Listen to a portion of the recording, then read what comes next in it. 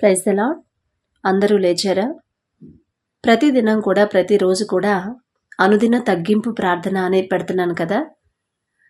ఎందుకు పెడుతున్నానంటే నేనేదో పెద్ద భక్తిపర్రాలను కాదు, కానీ దేవుని దగ్గర కానీ మనుషుల దగ్గర కానీ లోకంలో కానీ తగ్గింపు జీవితం ఉంటేనే దేవుడు మనల్ని హెచ్చిస్తాడు. ఒకవేళ ఇప్పుడు మాకు తగ్గింపు జీవితం లేదు సిస్టర్, అయినా మేము బాగానే ఉన్నాం కదా, మరీ అంత దీనస్థితిలో అయితే మేము లేం కదా, అంత అన్ని శ్రమలు కూడా మాకు రావట్లేదు కదా అని మీరు అడగొచ్చు. కాకపోతే నేను చెప్పేది ఏంటంటే, ఇప్పుడు మన స్థితి బాగుండొచ్చు, కానీ తర్వాత స్థితి మొదటి స్థితి కడపటి స్థితి కన్నా ఘోరంగా ఉండిద్దని బైబిల్లో మనం చదువుకుంటూ ఉంటాం కదా. అప్పుడు ఆ పరిస్థితి మనకు కానీ మన బిడ్డలకు కానీ మన వాళ్ళకు కానీ రాకుండా ఉండాలంటే తగ్గింపు జీవితం అనేది మనకు కావాలి. తగ్గింపు జీవితం అనేది ఎక్కడి నుంచి మొదలు పెట్టాలంటే తగ్గింపు ప్రార్థనతోనే మనం మొదలు పెట్టాలని నా ఆశ. నాకు అనిపించింది, నేను అదే అడిగాను తండ్రిని, తగ్గింపు జీవితం నాకు ఇవ్వయ్యా అని ప్రార్థనతోనే మొదలు పెట్టాను. కాబట్టి అది ప్రతి విషయంలో కూడా తగ్గింపుగా ఎలా ఉండాలో తండ్రి నేర్పించాడు. ఫస్ట్ ప్రార్థనతోనే కదా మనం తగ్గాలంటే. తగ్గింపు ప్రార్థన, నేనే పాటిదాన్నయ్యా, నాకేం అర్హత ఉంది అని ఒక్క మాట దేవుని ముందు మనం తగ్గింపుతో అడిగితే తండ్రి మన ప్రార్థనకి, ఇప్పుడు సమరయుడు పరిసయుడు ఇద్దరు కలిసి ప్రార్థన చేయడానికి వెళ్ళినప్పుడు ఎవరి ప్రార్థన తండ్రి ఆలకించాడు? మనకు తెలుసు కదా స్టోరీ.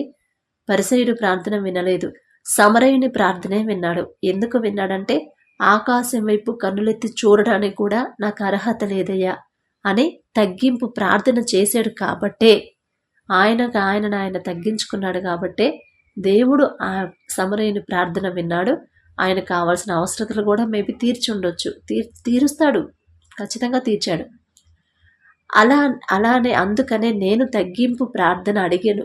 ఆ ప్రార్థనలో దేవుని పాదాలు పట్టుకొని తగ్గింపు జీవితం నాకు ఇవ్వయ్యా, తగ్గింపు ప్రవర్తన నాకు ఇవ్వండి అని అడిగినప్పుడు తండ్రి ఇచ్చాడు ఖచ్చితంగా. దానికి నేనే సాక్ష్యం. అందుకని నేను ప్రతిరోజు తగ్గింపు ప్రార్థన అని పెడుతున్నాను. దయచేసి అందరూ ప్రార్థనలు ఏకీభవించండి. మహాపరిశుద్ధుడా, జీవమగల తండ్రి, మీ బంగారు పాదములకు విరలేని స్తుతి స్తోత్రం ప్రభా.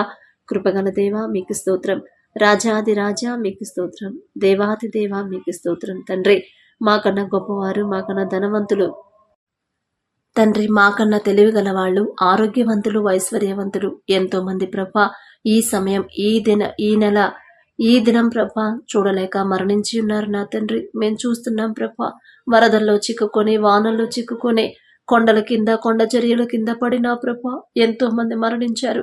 ఎంతో మంది అన్ని కోల్పోయి ఒంటరిగా మిగిలిపోయారు.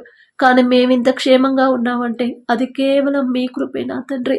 ఎటువంటి అర్హత లేని మాకు నా తండ్రి, మా మీద మీ జాలి దయ కరుణ చూపించి నా తండ్రి, ఈ నూతన దినంలోకి ప్రభా మమ్మల్ని ఉంచడానికి మేమే పాటివారం ప్రభా.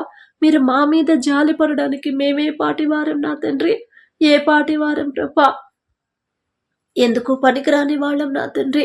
ఈ లోకంలో మేము ప్రభా గొప్పగా ఉండొచ్చు నా తండ్రి, ఈ లోకంలో మేము తెలివిగల వాళ్ళగా ఉండొచ్చు ప్రభా, మేము ప్రభా ఆరోగ్యవంతులుగా కనపడవచ్చు, కానీ నా తండ్రి మీ దృష్టిలో మేమేమై ఉన్నామో అదే కదా తండ్రి మీరు చూసేది, అదే కదా ప్రభా మాకు ముఖ్యం నా తండ్రి. ఎంత సంపాదించి ఎన్ని చేసినా మీకు లోబడి జీవించకపోతే అదంతా వ్యర్థమేగా తండ్రి. అటువంటి పరిస్థితి మాకు రానివద్దు నా ప్రభా.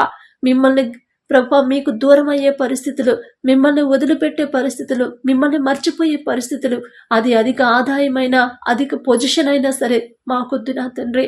అంతకన్నా ధన్యత మీరుంటే మాకు చాలు నా ప్రభా.